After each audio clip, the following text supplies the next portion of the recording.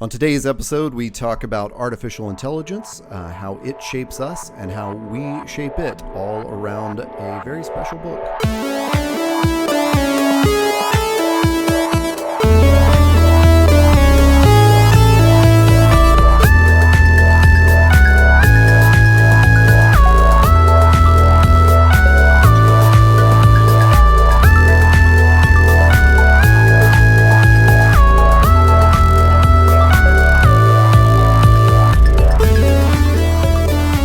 Welcome to Panelism, the podcast where we talk about the comics and graphic novels worth having on your shelf. I'm Taylor Trask. I'm Todd A. Todd, how are you? Well, a little off kilter. I think we both are. We're trying a new recording method, and we've had a few little road bumps. That's right. Well, speed bumps, speed humps, speed bumps, my humps. Speed trumps, all of the above. Welcome to you at home, too. If you're listening, hopefully we have a new method of recording that sounds even better in your ears as you're driving to work or to your place of business. Yeah, and if you're not hearing this, it meant it all went terribly wrong. We're always trying to make the show better and tweaking a little bit here and there, so hopefully that came through. We're back again talking about another book. This week, back to the books, as we've said before, and we're going to try something a little new this week in true book club fashion. I'm going to start us off with a question, Todd, and I would love your answer. I'll give an answer, and then we'll try to jump right in. What artificial intelligence story would you want to live in if you could? And I'm gonna keep that open to comics, movies, TV shows, anything involving AI. What world would you want to live in, or even not live in, if you have a good argument for that too, where there's AI? Well, we're fresh off reading one book, which does seem to be the most pleasant. I would go ahead and rule out like the Her model. That's pretty creepy. No, wait, you thought Her was creepy? Yeah. And I'm going to rule out the Ghost in the Shell model. All right. Again, also including Scarlett Johansson. Just anything with her apparently is brushed aside. Yeah. Well, and I'll also tell you that while reading this book, I thought a lot about Lars and the Real Girl. Oh. But I do think that of our options, the book we're discussing today may have the best AI environment for me. Oh, all right. Yeah. All right. What about yourself? Interestingly, I was gonna say Her, just because that seems the most benign. Nothing really bad happens except for spoilers at the end. All the AIs leave, on their own accord, like not because they were bullied or oppressed. They just wanted to move on. I'm going to say, though, when I thought about it, in a broader context, honestly, I do think The Life of Tony Stark and Jarvis is probably my favorite AI. And just to be in a world where I have this electronic friend that knows me and can follow me from my house to my car and just kind of hang out with me and do stuff on the side, and it's pleasant to talk to. That seems useful to me right now. And there's not like we're going to get into this a little bit more soon, but there's not a uncanny valley person staring back at me. It's kind of a disembodied voice, almost like the voice of God, just kind of there with you when you need it to be. And in my version of that, I get to pick the voice. So if I wanted it to be Morgan Freeman's voice, I could, or Jeff Bridges' voice, or Helen Mirren's voice. We're going to get there sooner or later. So I'm just going to say that right now. Yeah, in a side conversation you and I were having, not about this book, that we will get to eventually, I was telling you that like when my Google Home totally dies, because I think the speaker's about to blow out, I don't know that I'm going to get another one. And I almost have the opposite Her effect, which is like I'm starting to walk away from a lot of the automation in my life because it's more frustrating than just doing it myself, and I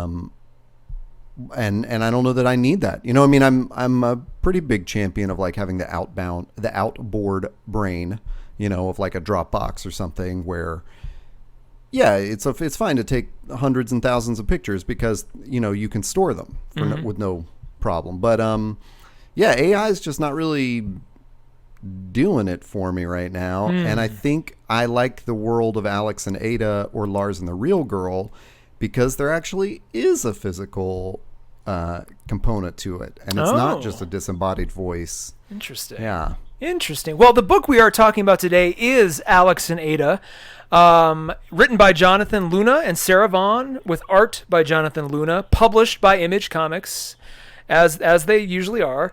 And we're going to talk mostly about volumes 1 and 2 today, with some spoilers. We're not going to talk about volume 3. Mainly because Todd hasn't read it, but also because we want to give you, the listener, you, the reader, something to look forward to without spoiling it. So we'll keep away from Volume 3, but we will have some deeper discussions about Volumes 1 and 2. And more so about the themes and less about the actual story, because I think there's some context to this book that I think is important going into it, or just to be reminded of before you start to read it. Quick preview for those of you not familiar with the project. I'm just going to read the back of the book. It's a sci-fi drama set in the near future. The last thing in the world Alex wanted was an X5, the latest in realistic androids. But after Ada is dropped into his life, he discovers she is more than just a robot and takes a huge risk to unlock Ada so she can think for herself and explore life as a sentient android. Can they survive the consequences? Tune in. They didn't. I added tune in. That's not in there. So honestly, that to me is like as far in spoiler territory as we kind of have to go. I mean, we'll fill in a few details, but it's not. I would just say, like, if you haven't even read it, feel free to stick around. We'll try to warn you if we actually drop any story plot details. But that's about it. Like you learn on the back that what's going to happen if she becomes sentient. And exactly. Yeah. And so that's not even a spoiler, even though that's kind of the question of the first couple of issues. Yeah. Yeah. And I was going to say, we kind of usually do a, if you like, or, we also recommend, I'll just kind of list off my favorites, Her, Ex Machina, the Vision graphic novel that we've talked about on past episode. Probably those three. You'd mentioned a couple others. What came to mind when you first read this? Well, there's Lars and the Real Girl. You threw that one out. Yeah, because immediately there is sort of a component of people using these androids as a sexual companion, and so that's where that came up. But yeah, all the other touchstones I think were the same, like Her and Tony Stark. I think even more so than just Jarvis being the AI. Alex and Ada for sure takes place in that world where there is a sort of spectral UI that will float in front of the people. There are no more computer screens. They're just seeing the screens that they want through this thing called Prime Wave that they've implanted into their brains. So they're already enhanced humans. And as a brand new eyeglass owner, I was thinking just last week about how this is the original wearable. We've been bionic for centuries. In that sense. That's a good point.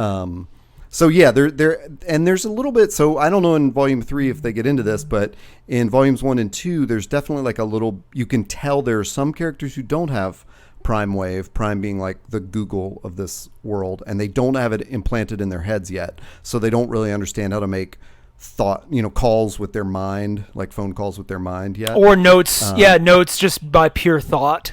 Right. Kind of. But Alex does. He's very fluent in it. Kind of I reviewed a previous graphic novel called Ancestor several episodes ago. And if you want the absolute horror story of AI, in my opinion, I think that is it. Because that book is about AI making us humans something that we didn't ask to be. and in doing so takes away our humanity. And just that is just such a terrifying concept to me. But in the beginning of that story, everybody's kind of walking around much the same as Prime Wave. They've got kind of these like this interface that's like kind of like liquid goo that just sort of floats in the air around you at all times, and it can kind of form together to create a screen, or form together to create a layer of text of context or information. So I was sort of reminded of that as the book began for the same reason, just the way people are sort of where technology is at this point in the time stream. I can almost imagine both Alex and Ada and Ancestor being two offshoots of the same continuum, right? Like the same company who developed Prime Wave could have easily developed the thing in Ancestor before they veer off into two different directions. So yeah, I think I'm so glad you brought up Ancestor, because I could not remember the name of that, and I was reminded reading this of that book you had discussed with all that AI components. So that's absolutely what I was thinking of the whole time. Yeah. Great. Why is this worth having on your shelf? That's our tagline. I always kind of come back to that. I would say, from a literary standpoint, Alex and Ada really reminds me of works by, Kurt Vonnegut or Philip K. Dick, or amazing indie movies like Ex Machina, which you've talked about, and I agree as being amazing, and even thematically a lot like the movie Her, where the idea of isolation and companionship are really clear themes that I think Alex and Ada really leans into as well. I also think this is a timely subject matter given our current economy of AI and technology. I could see Alex and Ada actually legitimately happening in 5 to 10 years' time. We're not far removed from the world that they paint in that story. And no, I think it's almost like it's almost exactly contemporary. I mean, just yours and the conversation we had on this podcast, but you and I have conversations about Google Home all the time, or how we're interacting with Google Assistant or something like that, or you writing macros for it and things like that, like where you're basically hacking your own AI that will understand things you want to do. So I think we're already at that point, and again, I can speak from some personal experience of being a bachelor who lives alone, in that like our lifestyle makes us lonely, and then we turn to technology technology almost makes us lonely, and then we turn to technology to kind of fill that loneliness and fix it. Yeah. And Alex and Ada, the only step missing is turning that sex doll into like a robot that can speak to you, like put a Google Home Mini in your sex doll and there it is. Like, well, and you're not kidding. It's funny because everybody who learns he has one of these robots, one of these X5 androids, and he kind of keeps it secret at first, probably for this reason, but everybody who learns about it instantly thinks he's using it for sex. It's not uncommon for these androids, and even his grandma has one who is like a male version who she's more or less using for that purpose. So it's absolutely, like 100% using for that purpose. Yeah. Well, and I was gonna say, like, don't beat around the literal bush there. Like, grandma, that's the weird thing about this, is that his grandmother has adapted to this android companionship much faster than Alex had. He is as skeptical as all of his friends. And it is his grandmother who has bought him this $0.8 million android as a birthday present. Yeah. And so when they receive these androids, they are very much like a Roomba or a Google Home Mini that can talk to you, but it only has a set number of programs, and they do eat food to convert to energy, but they don't need to sleep. So he goes to work in the morning and he comes home at night, and the android is literally standing in front of the door. Like, he opens the door and the android's just standing there, like, waiting for him to walk in. Right. Where he left nothing her all day. Yeah. There's no curiosity. There's no, like, the learning component is all whatever he is interacting with, and if he says the sunset's beautiful, she says, if you say it's beautiful, it must be beautiful. So reminds me of the scene from Coming to America where she's like, where the first wife, the fake wife, was like, whatever you like. He's like, well, what do you like? Whatever you like. Just that scene just kind of played in my mind at first, because that's kind of how she is. It's funny when he opens the box, she even has like the Apple kind of packaging where it's just very clean text, just like press one button to turn her on, essentially, like that. It was interesting to see them carry even those kind of artifacts through to where they would logically be in a kind of near future commercial setting. That was interesting. I want to pull back a little bit and talk more about our relationship with technology, because so much of this book, volumes 1, 2, and 3, this story, and I should clarify too, it is only volumes 1, 2, and 3. It is a done story. You can consume it all in one go. I like to think of it as one great season, like a limited series on TV or Netflix, where I read the whole thing in a night. I was so captivated by this story for reasons we'll get into, but it felt. You and I talked a bit earlier today about, should we do volumes 1 and 2 without 3?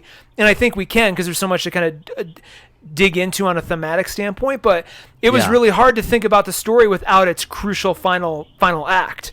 And interesting, we'll which I haven't read yet. So I did read volume 1 and 2. So I will at some point read volume 3.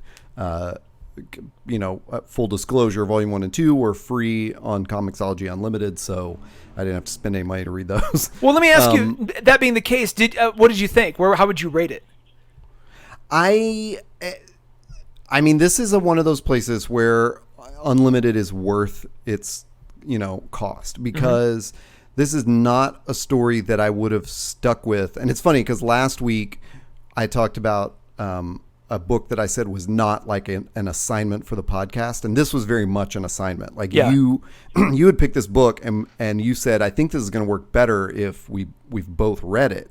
And you told me it was on Unlimited. So initially I opened it up and was like, oh man, this art would not have drawn me in. But because it was a reading assignment, I kept going, and then I did find it where the pace was just picking up, and I was able to just sort of tap through, and we'll talk about some of those effects later, I'm sure. But it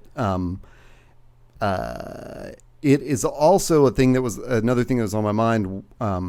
Sorry, this is a long way of answering your question, was when we talked about the book Iscariot a few weeks ago, I was saying how, it's one contained novel. It is a graphic novel, but it's sort of like there are all these great ideas about stuff, and then the storytelling just gets sort of rushed to to complete the story you're in, versus like building out the world.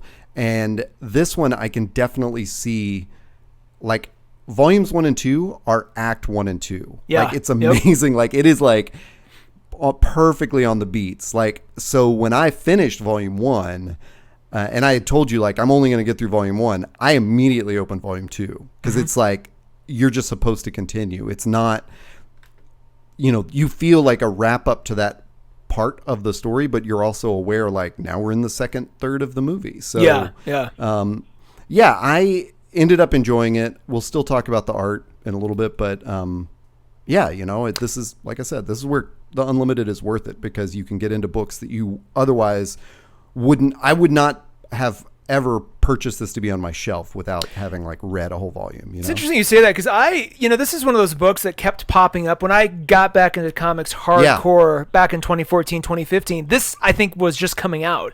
And it was one of those titles that you just always saw in the racks, and you're like, well, that looks interesting, but I don't know. What is this? And I'd always just kind of passed it by, never thought much about it. And because it was on Comixology Unlimited, I took a chance on it and just fell in love with it hard and fast, to the point where I echoed your sentiment. The art at first did not grab me, but as you kind of realize what the story is, the art is absolutely appropriate in my mind for the story being told. And I really encourage you, we've talked about it to death, but Comixology Unlimited is a great way to try things out. And I would buy this as a physical copy on my shelf were it not for the fact that I do feel the digital experience is appropriate for this story, both in terms of the theme, but also just the experience is, I think, tighter. Well, should we get into that presentation now and then just sort of reorganize our talking points? Let's talk about the art, because it is such a crucial component to this. If you flip through the trade paperback or a couple issues, you're going to notice the whole thing kind of has an Uncanny Valley vibe to it. The way they draw the eyes and this may sound horrible, but at first when I saw it, I thought, oh, are these like Asian characters, or what I wonder what this is about. And then I don't think that's the case. I just think that is the stylistic approach they took to drawing these characters. It kind of looked like almost like manga, right? It had that sort of feeling to it. But instead I think what they were going for, especially on Ada, which makes sense, is that sort of translation of Uncanny Valley into the, pencil art graphic, non-tangible, non-three-dimensional space. And it works largely for that reason, but it also has a kind of digital quality to it. I said pencil. I don't think they drew this physically. I think this was all on the computer screen. So. For sure. And it almost, and this is probably intentional, it almost has, you're looking at it, how like a lot of webcomics have a sort of basic kind of not amateur quality, but like you can easily tell webcomics apart from regular stuff, right? That is exactly that is the vibe I got. Was like, this looks like a better done webcomic, but it looks like a webcomic. Exactly. And I think, but it is better. It's like the colors are a little more considered, the lines are a little different, but it does still have that sort of like, wait, and I wonder if that wasn't their trick. Like, the Uncanny Valley in the real world is, this looks like a human, but it definitely still feels like not a human, whether that be a CG creation or an actual like living android. You're like, I can tell this is still not quite there yet. And it almost feels like that was the way they took the web comic aesthetic and just they purposely brought it so close, but it would still kind of create that same discomfort, that same what's the not disconnection, but that same dissonance between your impression of what the story should be and just kind of what you assume comics are. So that was really interesting, and that is what put me off at first. When I first flipped it, I was like, I don't know, but it trust me, it totally works. Totally works. Well, have you gone and looked up any other art by Jonathan Luna? Sadly, I have not. I'm going to do that right now while we're talking. I'm sorry. You Google it. There was an ad for one of his other books that appeared at the end, and it looked like a very different style. But reading Alex and Ada, I couldn't help but think like, well, can this person just not draw very well? Like it is itself an uncanny valley into what is a conscious choice about this and what is like just primitive in that way of like you can see someone using digital tools and deciding like primitive's a good word. I could go like as pixel perfect as I want, but I'm not going to. I'm going to stick with like primitive on a digital computer. So he and Sarah Vaughn have done another series called Eternal Empire, and the art is similar, but it doesn't. I'm having trouble trying. A little more dynamic, right? A little more dynamic, yeah. Well, the other problem with the art in Alex and Ada is that the other condition of the Alex and Ada art, and again, probably deliberate, is that so many of the panels are muted color palettes and are very, very similar. You'll see maybe 7 or 8 panels in a row where a person's facial expression might be the only thing that changes in the frame. And so when you're looking at it on the printed page, I think that's where the print version kind of falls down a little bit. The digital version gives you that sense of time passing by you're flipping through the panels. It gives you almost that storyboards-driven style that I've come to like in various books. It almost becomes like a flip book. You'll tap on it and there's no dialogue, and then you'll tap on the next and it's like the pose is exactly the same, but you just notice like the mouth is a little different or something, and then you tap and it's the same panel again, but this time with a speech bubble. And it gets that like sort of flip book animation, but it also goes back to those webcomic things where in those early days of webcomics, a lot of times people just copied the same panel over, to do a dialogue scene, for example. Like you draw the wide shot of the two characters and then you just crop it and take, the next panel is one of the characters speaking a line. The next panel is this, the other character, and they're in the same exact pose. You're just sort of, I kept thinking of this that webcomic called Get Your War On. I think that's what it was called. Oh, I've never seen where it was like always the people talking like in an office, like, and it's always two or three people talking, and they're always sort of in the same pose throughout the conversation. Neither of them is moving, and he has that friend that keeps coming into his office while he's, sort of catches him at different times where he's like Googling stuff, and then their conversation will be Alex at the desk and the friend standing sort of awkwardly against a cabinet or something. Yeah. It's like they don't move. But in contrast to that, because I just brought it up, whenever they do the UI of these things, it's not like super technical and detailed or anything, but you can tell this isn't half-assed because it is drawn with such great perspective or something. Like it's not, that part of it is not phoned in. Alex will be sitting in front of like 16 different floating hologram screens, and they're not super detailed, but you definitely get the feeling of like the perspective and the depth of it, and it's really cool. Yeah, definitely. Let's talk about kind of one of the main themes of this book, which is our relationship with technology. Humans' relationship with this ever-advancing, seemingly uncontrollable sort of thing that we created, that we've set in motion, but it keeps getting stronger and faster and more intelligent and so forth. The relationships we're having now, let's think about friendships that you have, relationships you have, even with your parents or with a significant other. A lot of that in the last 10 to 15 years has been heavily colored by things like social media, by things like your iPhone. Now you can video chat with people when before you could only talk to them physically. It's in some ways it's limiting how we treat, how we interact with people. In other ways, it's enhancing it. We've already kind of gone through one phase of technology kind of dictating to us what a relationship is. We're sort of entering that next phase now where these Alexas and Google Homes and Siris and other sort of early AIs are kind of, they're integrating themselves into our lives. They're providing answers to questions. They're giving us directions. They're becoming more and more an active part of our lives. Is it logical to think that, the next evolution is that they're our friends? That's, they're either in a way like Jarvis, which I think is healthy, where it's, Iron Man is, he had sentimentality for Jarvis, but he wasn't like, oh, Jarvis, you're my best friend. You're my only friend. He was still a tool that Tony Stark, relied on. I think in the case of Alex and Ada, it goes way beyond that. That's more on the her Venn diagram where Joaquin Phoenix's character fell in love with his AI. He treated her like the most important thing in his life. And you come to find out at the end of that movie, so did a lot of other people. They just love their AIs. Yeah. Do you think that's where is that the natural, inevitable next step? Is that healthy? Give me your thoughts on all that. Well, yeah, that's a brainful right there.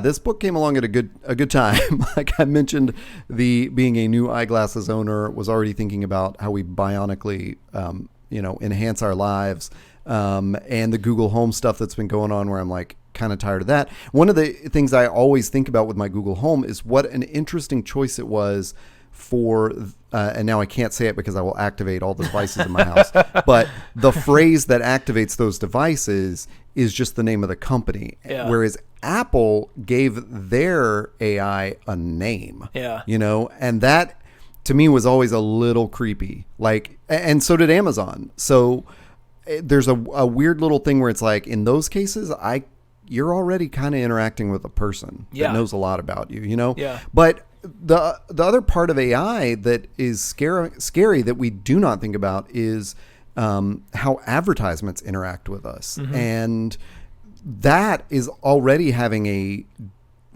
I think a pretty quantifiable impact on people's decision makings, certainly on their emotions and things like that. Like you can just look at the internet and look at studies of confirmation bias and what sort of websites people read and see like, oh, this is directly related to their cortisol levels and things like that. Like, artificial intelligence is seriously impacting us already. Yeah. So to think that I think that's why when you ask like what sort of AI world would you live in, I think maybe that's why I prefer one where I can physically see the AI. And it's not just something in the cloud that's manipulating my brain, There is, to jump off on a tangent there is like a great line where, so in the first few issues, I guess we should say this, like basically Alex gets the android. He deals with it for a couple days, and he decides, I'm returning this. I don't want this in my life. And then he decides not to. And the phrase he uses is, it felt like I was drowning a puppy. Yeah. You know? And so he sensed there was some sort of like, there was a life connection he had to this, like a biological sort of like, this is another life and I can't just have it erased. In our AI conversation, we didn't even talk about the one in Silicon Valley. We should have thought about that. Oh yeah. Rip her face off. What's her name again? I cannot remember. But so he decides he does not return her. And then he's in these chat rooms one night, and he's trying to find out like how to add some, additional functionality to her to kind of like stop her from just waiting by the door, like a deactivated Roomba for him. And he stumbles into this forum online where people talk about giving their androids sentience, and how the prime, whatever they're called, they're not. I don't remember if they're maybe their company is just called Prime. Oh, Prime Intelligence is what it's called. Prime Intelligence is already actually sentient, but because of this massacre that happened with these other AI bots, several years ago. Yeah, several years ago, Prime just deactivated the sentience, like sort of protocol within their androids. So it's still there. So they have basically like a hacker meets them in real life that they've met through this forum and unlocks Ada, and so she gains sentience there. Maybe I should have prefaced all that with minor spoilers, but I think it's not going to give away anything in the story. You're going to get there anyway. Anyway, so in the course of that, the one line I wanted to come up with was, so Alex and Ada have a little, not even a fight, just sort of like they're, he doesn't really know where the boundaries are with her as a person and friend or artificial intelligence, and he says something like, you were just programmed to do that, and she says, so were you. Yeah, like you're just neurons and chemicals. And to me, that was such a poignant line of, so much of us is just programmed by biology, and it is our interaction with culture and like our social culture and our, even whatever it is on the internet, whether it's other people, whether it's just the city you live in, like that's activating different parts, of your genetic code, but it's already in there, Well, with that, and go ahead. No, I was going to say with that context, the next logical question that this book really deals with head on is, are robots people too? Yes. And like, how did you feel about that? Where would you come on that in general, and then how did the book make you feel about that? I can't say I was thinking about that specific issue or not, but I have recently been wrestling with a lot of bigger questions about what makes us human over animal, like an animal desire, basically, because in thinking about like mental health and stuff like that, a dog loses a limb and it doesn't worry about it. That doesn't cause like anxiety and depression in the dog. The dog just goes on with 3 legs. Like that's, it doesn't have the consciousness that tells it like, hey, things are fucked up and we should worry about this all the time. So when I was reading this and thinking like, oh, well, once you give a robot the ability to think about its feelings, then shit, maybe it has rights. Like maybe that is actual life, and especially because these androids have been built that they have to consume food, and I guess there aren't other bodily functions that they have to do, but they feel, they taste things, they feel desire. They, once they're unlocked, they're humans. Where did you end up on that? I kind of feel, it was interesting. That question, it feels a lot like the debate about, when does life begin? When is a baby? When is a baby a baby? Just all of these abortion related questions. It felt a lot like that. I'm like, we're already ill-equipped to answer that question. I don't know if Western society can answer the what is a robot question too. It did remind me a lot of an episode of The Animatrix Remember that anthology that came out around the time of the Matrix sequels? Right. There's one that it's a two-parter, and it shows how Zion or how the machines basically ended up taking over and creating the Matrix and putting everybody in Zion. It explains all that. And what it gets to, and again, minor spoilers, if you haven't seen it, 16 years has passed, folks. If you haven't seen it by now, I'm sorry. But there's the first episode talks about man creating AI.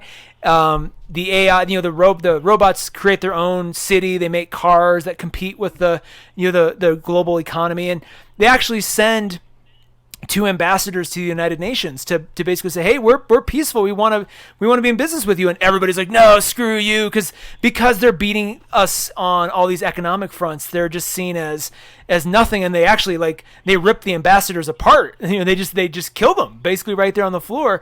So then, the machines, seeing humanity's, response to them, that's when they go dark. That's when they turn into the machines that we see in the Matrix. They end up coming back to the United Nations in episode 2, and this time they're not here to negotiate. They're basically here to say, yeah, we're in charge now.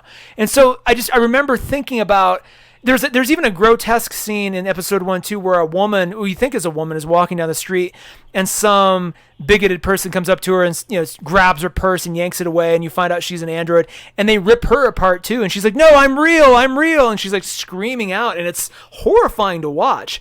Wow. A lot of that kind of passed through me as I was reading this. Fortunately, it doesn't get quite that severe, although there are some dark moments. I do not want to spoil it. It really does. It really helped me lean in more into okay, this is coming pretty quick. We're going to experience this in our lifetimes pretty quick. How are we going to do?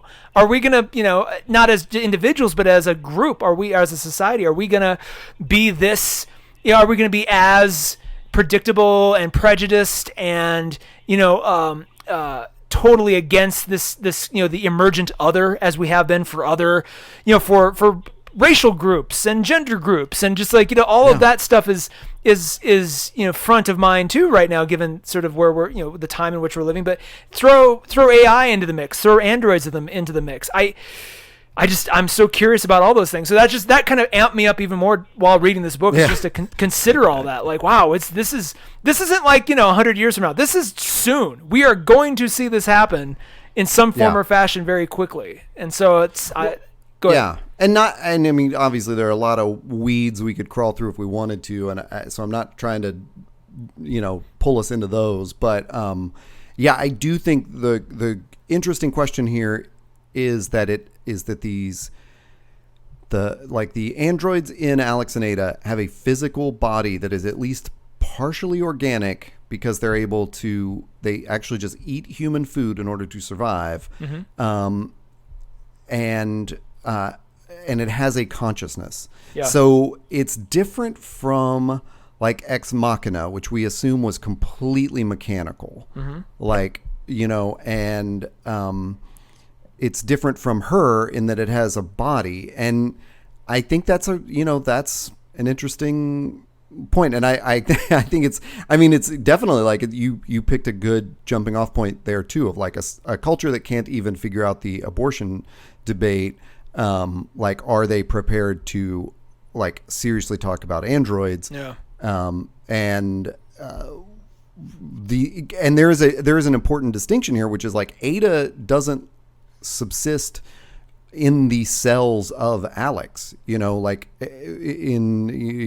speaking for me personally, in the abortion debate, the potential human that is in another human is dependent on that other human, and that human already has rights and should be able to decide whether it wants to tattoo its cells or flush those cells out of its body or do whatever. Those are the cells of its own body, of her own body. And I'm thinking of it there's a character in this who has a bionic leg, and he talks about how he's upgrading it, and the new model's even going to tan. And it's what if that leg spontaneously develops sentience, but it's still dependent on his own cells to live? I think he still has the right to detach it. Yeah. But Ada's already detached. Yeah. Ada's already a separate being. I don't know. It's just very interesting. And along that, like you mentioned at the outset, several people assume Ada will malfunction and be hostile, or they're making very inappropriate remarks about how it's basically just a sex doll for Alex. And there's such a confrontation there of they're in the presence of Ada and discussing Ada as if she's an other, like a non-entity, and that's, just like in a real subtle but powerful way to bring up that sort of whole rights debate. And interestingly, on that note, and I don't want to spoil too much, but there's a really interesting moment after she gets sentience, after she gets sort of awakened. She has to kind of go back and play the stereotype of what everybody thinks she is, and that's man, just the metaphor of other culture groups having to do the same thing. It was really, really well layered in. Just the mirror image of the world of Alex and Ada reflected on just the time we're living in now. Just take AI out of the equation. It was really profound. It made me think about all this stuff. And again, the more of these ideas and themes kind of ran through my head, the more amped I was to keep going, because I was just like, what else are they gonna sort of meta comment on? It was fascinating. God, you're right. I hadn't even thought about that moment in that context, but there's like literal code switching that happens because she has to talk one way to the people that don't know that she's sentient, and then talk another way to Alex, like in the same sort of scene. Wow. Yeah. I mean, or even think about like somebody. A young Mormon man who's gay, who has to kind of suppress. Yeah, I'm thinking about that song from that "Turn It Off" song from the Book of Mormon musical, where it's just like you just gotta flip that off. Just don't even think about it. You gotta be that. You have to be this, and just that societal expectation. This all comes down to a kind of a top level question that the book does force you to ask and answer several times. Should an AI, what rights should they have? But more importantly, should they be sentient? If that possibility exists, is it our moral responsibility to let them have it, to ensure that they are given that chance to experience sentience? Like, how did you think about that, or did that hit you the same way it did me? I think that's such an interesting question. I thought about it from a different angle. So I'll be really interested to hear what you said. But as I sort of alluded to how, our minds are already being changed by artificial intelligence that's not sentient, Facebook ads or Google algorithms or things like that. Like the reason I find the Alex and Ada world more appealing or understandable is because of that physical element, I guess. And the idea that once you've got a body and a consciousness, maybe you got some rights. But would you say that same thing if it was just consciousness? If it was more like her or Jarvis? I don't think so. And you're in a box. And I don't know why. Yeah. Interesting. I think there are other subtleties there too, like the organic part, things like that. Like if she doesn't eat, she dies. Like her battery fails, but the way I was thinking about it is the AI that I'm much more frightened of is that the Facebook Messenger that's always listening to your conversation so that it can serve you better ads or something like that. Like I'm more afraid of the artificial intelligence that doesn't have a consciousness and that the people who have created it don't have a conscience and did not create a good thing. They did not sort of examine the worst case scenarios for the thing they created. And that is so much more scary because that could be self-replicating and it has no moral sense about it or like concept of what another being is. It only understands manipulating those things. But yeah, let me put that same question to you. And how did you think about those issues reading this? Well, you gave me a new twist on it, which is in a lot of these stories, the personality of the AI is shaped by its maker. Ooh, yeah. Or is shaped by the thing that it most, again, going back to her, Joaquin Phoenix didn't make that. I forget what her name is too. Oh, shoot. By the way, the Silicon Valley character is called Fiona. Just throwing that out there. And honestly, those last two seasons have really great warning signs from Guilfoyle on the like like immediate invasion of the artificial intelligence. The one where he hacks the refrigerator that season, where they find out that the people who made this are secretly recording every conversation that goes on in your house because they didn't even understand that's what they were doing. Yeah. And then the whole Fiona like thing of, Guilfoyle, the character, cites a couple of theorems about, how we should interact with robots. Yeah. So going back to her, Joaquin Phoenix didn't make Samantha. That's the Scarlett Johansson AI. He didn't make her, but her entire existence is he's basically her father. He gave her all of her context to get going in life, much the same way Alex did with Ada. Ada is largely shaped by Alex's influences and likes and things he tells her, and she goes off and learns so much more and becomes so much more on her own, but that starting point, that nexus of her awareness and her context is Alex. And then you think about the doomsday scenarios, again, the book Ancestor, that is all the fault of the guy who made that AI. All of that was his fault. right. There's Terminator, that's probably not a good example, but there's other. Ex Machina. What's her name? Is it Ava? No. Yeah. Is it Ava in Ex Machina? Is that her name too? Ava. Ava, I believe so. Yeah. Wow. Ava is the result of Oscar Isaac's character and then a little bit Domhnall Gleeson, because he gives her more to consider, but she's basically everything. All of her motives in that movie are because of what Oscar Isaac did to her or made her to do, and so it's kind of all of these seem to be shaped by that. So Alex and Ada, I really felt much the same way, and then you think, okay, if that's the case, if this thing is so shaped by humanity, I think there's almost a tipping point where you can't turn it off again. Where I was absolutely on board when they're like, hey, you need to, they're all telling Alex, man, you need to give her sentience. That's the right thing to do. I was on board by then because she was only going to be so much, up until that point, and what she had already been was beautiful because of what Alex did. So it's like, here's the next logical thing you can do. So it does kind of make. It kind of gives that character a god sort of feeling, the shaper and kind of maker of the destiny of this AI. So then it's like, okay, if I'm the god of this thing that humans made AI, humans turned AI on, does that mean humans can't turn it off again? And it's even going back to the situation in the book where the earlier version of the AI went rogue and killed some people. That was, large, as far as we know, that was largely a fluke, an accident, one in a million chance. Just like any person can go off the handle and kill. Very similar. There wasn't something specific about being AI. Everybody's we need to turn them all off because that happened. We have to save ourselves. But again, it's like that could happen anyway. I don't think there's anything special about it. Sorry, go ahead.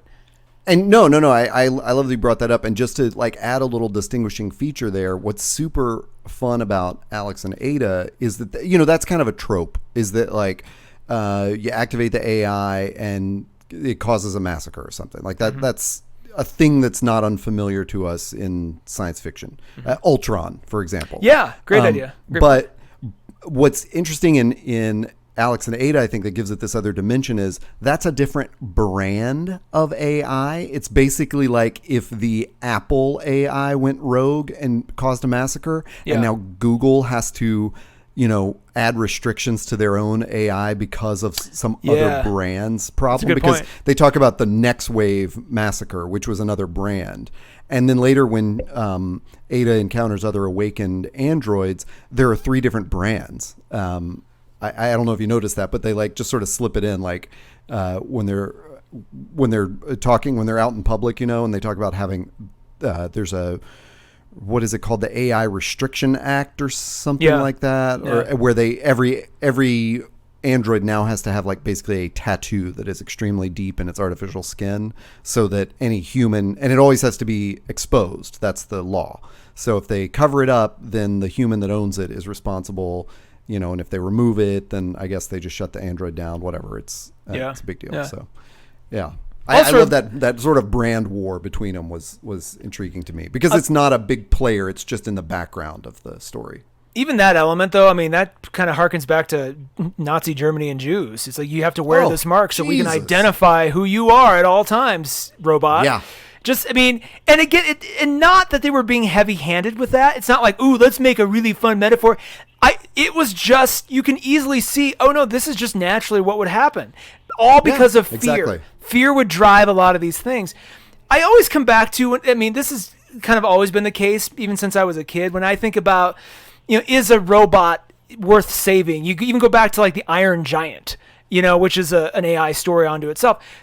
When is a robot worth saving? When should we treat it like a person?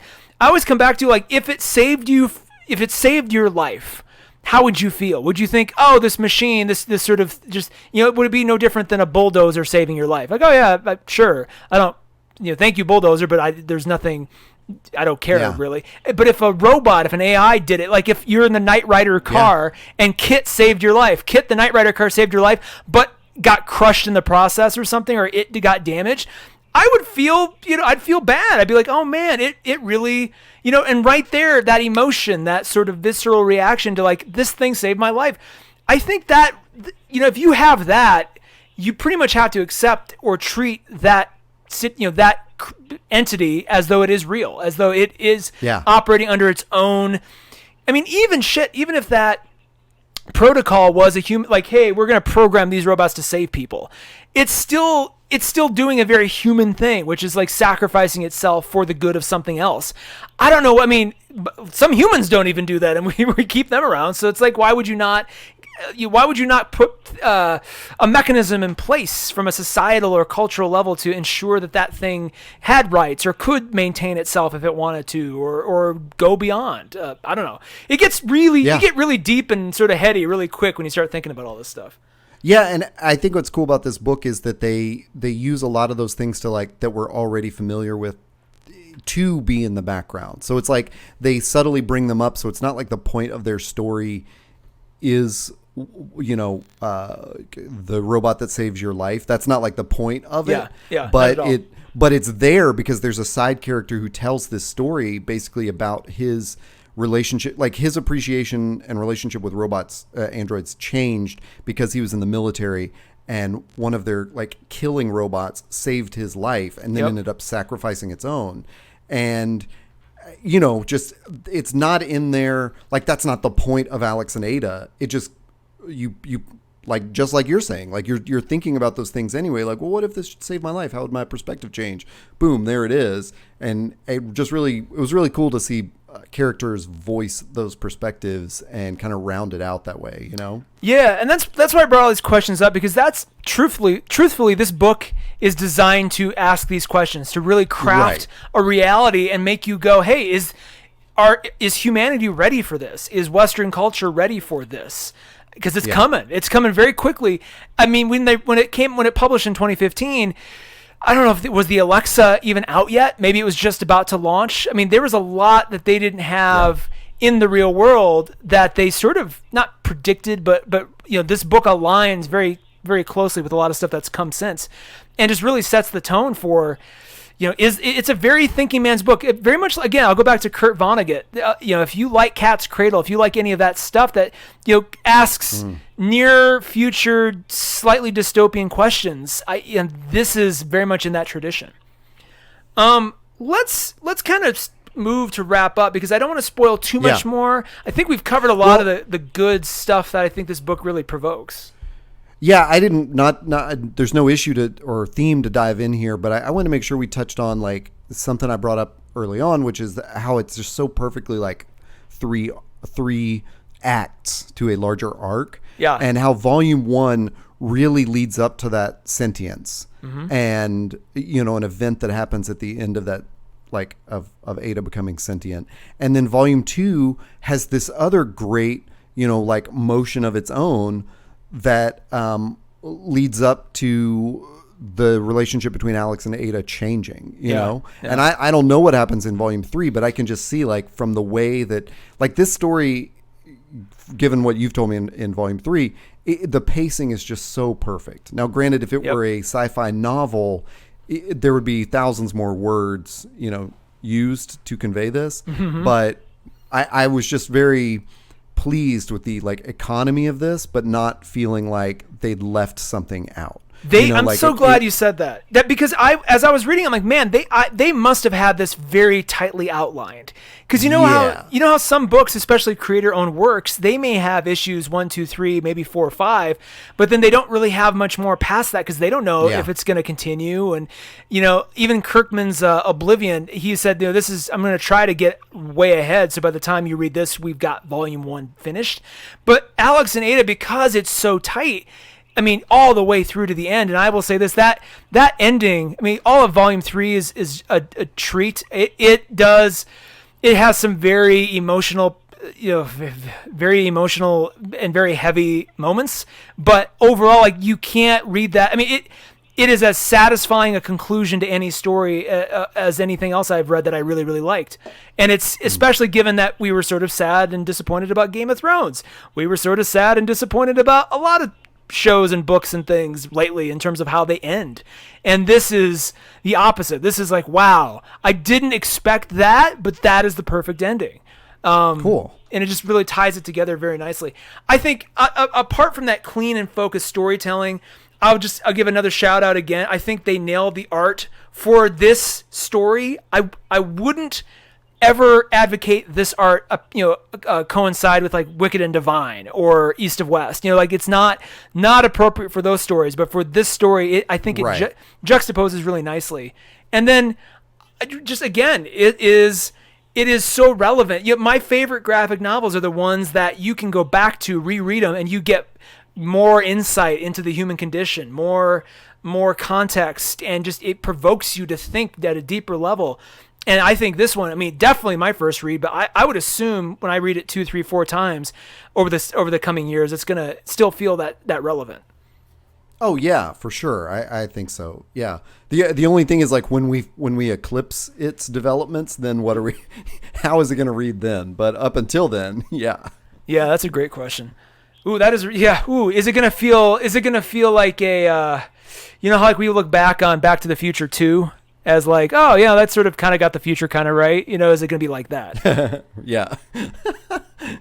Where you're ooh, and in some ways, you look at Back to the Future too, and you're like, wow, I wish some of this had played out. I'm sort of sad we didn't get the instant pizza and the flying cars and the all of that. So maybe Alex and Ada may present a idealistic future of AI compared to where we'll end up, which who knows. I'd rather this. Yeah. I'd rather this than Ancestor. Ancestor is to me the absolute. I would rather live in Terminator world than the Ancestor world.